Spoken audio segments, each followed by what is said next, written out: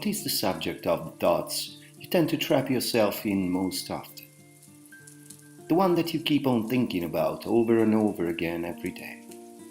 The one that makes you angry, sad, or worried, and that you have relentlessly pondered on for longer than you can remember. Are those thoughts concerned with something you wish would happen? Or maybe something you are afraid might happen? Or a trauma from the past that keeps on haunting you?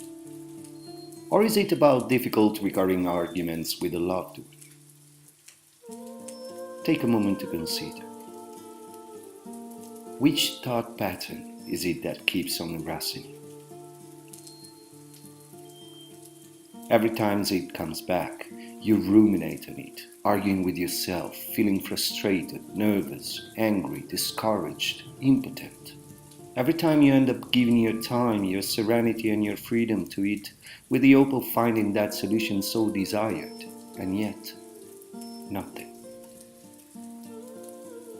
If you would observe your breath while being involved in that same subject that represents your biggest fear, frustration or sadness, and that so often keeps on resurfacing itself, you might find out that you are unconsciously holding your breath.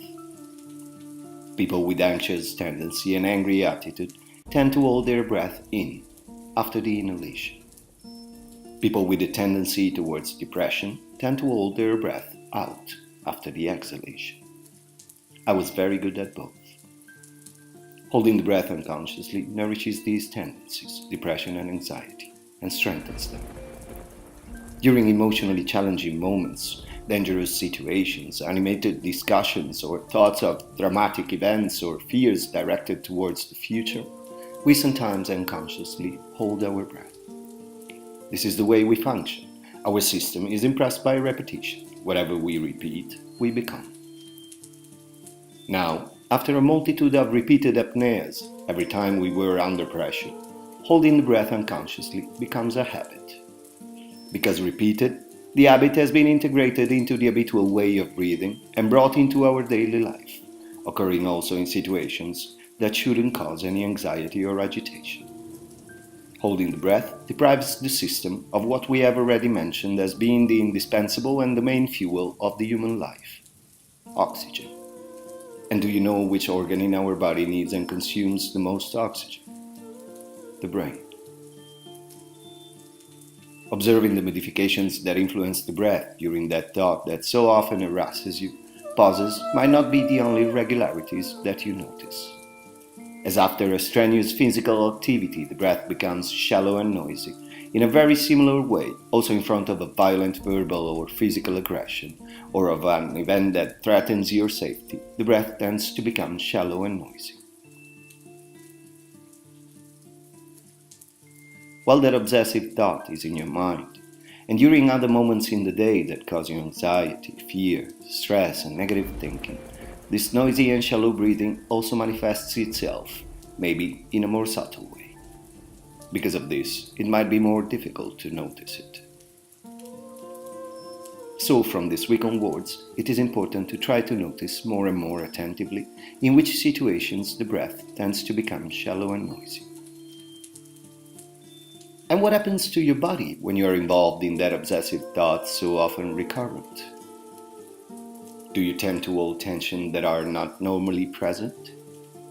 Which parts tend to contract? Shoulders? Abdomen? Chest? Or maybe you never noticed any particular tension. It is not always easy to be aware of the tensions that we carry with us. The modern situation means that there is a daily presence of strong pressure exercised by the media, which on one hand exponentially feeds the accumulation of those tensions, and on the other makes minds and nervous systems more agitated, and thus it is more difficult for an individual to observe and have a conscious acknowledgement of it. The way communication has been studied and is applied and used to impress and attract human minds in the name of business is so overwhelming, so magnetic, so strong and rapid that it is difficult to take a second to stop identifying with thoughts, patterns, ideas, and concepts that have been artificially stimulated and don't have much to do with reality. it becomes difficult to have the capacity of choosing the content of our thought patterns and to decide how much time to dedicate to the intriguing media and technology we have available. If we pay attention to our behavioral patterns, we will easily notice how we too often become a product of automatic repetitions and emotional states artificially stimulated that condition our actions and choices. Take one moment to bring your attention to your body now. Feel the muscles and joints in your shoulders. Do you feel that you're holding any tension in that area now? Maybe yes, maybe not. Most probably yes, but maybe you are not aware of holding tension in that area. Let's try to make an attempt that might help us in verifying our tensions. Begin slowly to lift upward your shoulders towards your ears. Try without excessive effort and in a fluent way to bring them closer and closer to your ears. If you're shaking, it means that you are overdoing it.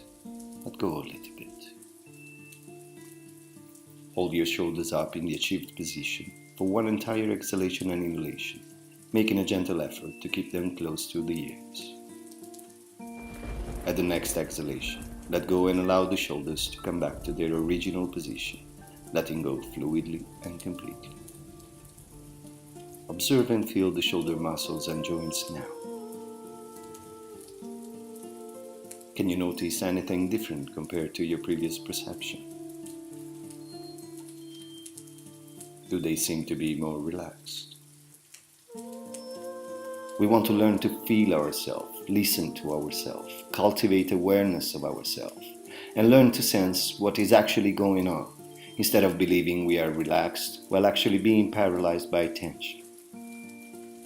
From this week, let's begin to control the tension that we manage to notice in our body throughout the day. Again, while waking up, taking a shower, working, cooking, arguing with somebody, sitting on the bus, standing in line at the post office, watching TV, exercising, in bed before going to sleep. Check which parts of your body are tense. When you're not sure if you have been capable of perceiving if there is tension or not in any of those parts, try tensing a little the muscles of that area for a short time, allowing the breath to keep on flowing, and then let go of the little tension gently applied. After letting go, feel if you can notice difference from before. The audio of a full guided practice of tension relaxation will be available for free download in MP3 format at the English version of our website. As you can notice, we are promoting observation of ourselves instead of trying to understand why we are so wounded from fears and traumas. This will begin to break associations between unnecessary tension and ordinary daily activities in the first period. Later on, we will be able to face with better percentages of success the subjects that harass us. When facing what frightens or scares us, our breath will keep on flowing harmoniously and our body will stay relaxed. Then we will discover how deep the effect is of developing such capacity of control over ourselves, and the immense joy that follows by not becoming destabilized by things, events, or people that not necessarily need to take away our smile. May passion for freedom and desire of happiness nourish every day each one of us throughout this week and the rest of our lives.